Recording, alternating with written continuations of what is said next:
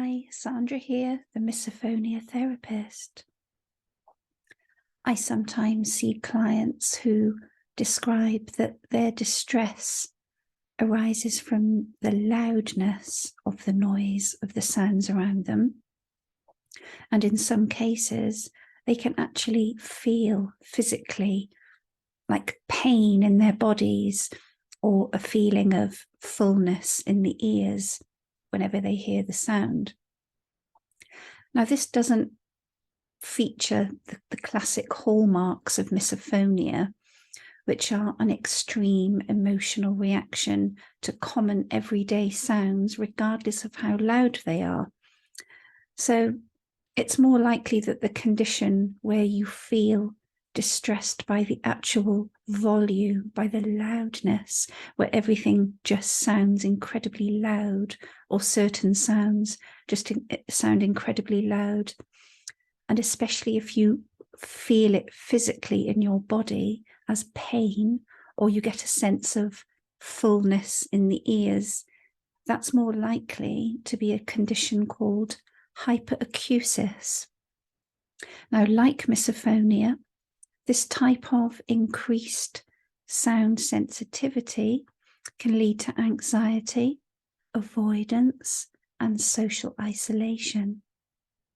And some sufferers may develop a phobia known as phonophobia, which is fear of loud noises, and it's kind of linked in with that anticipatory anxiety that you might hear the sound.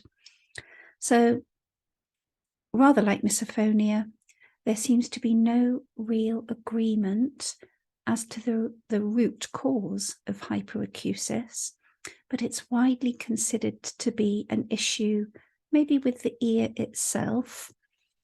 It's commonly caused by exposure to loud noises over the course of time, infections, autoimmune conditions, for example, lupus, and psychological factors. Now, this last one is the one that I am especially intrigued by as a therapist, because it does highlight the connection between mind and body, especially the impact that emotional health can have on our intricate sensory systems.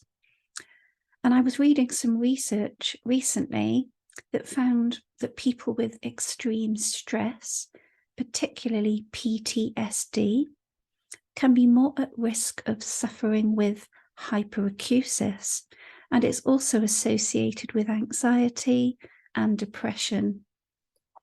And of course, anxiety can arise from having the condition in itself, having to manage it, and from the resulting isolation that sufferers may feel. So if you have been struggling with this condition, there are certain things that can be helpful. And of course, therapy is one of them. And I recently helped somebody with this kind of anxiety-driven hyperacusis to really dampen down the volume on her trigger sounds. And after working with me, she reported feeling far more confident and able to just be herself. So the sounds weren't impacting her as much physically, and she felt just a little bit more able to get on with her life. And my next video will feature an interview with her so you can hear her story.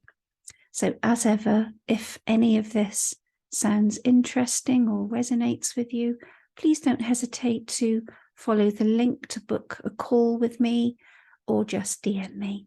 Thank you for listening. Bye-bye.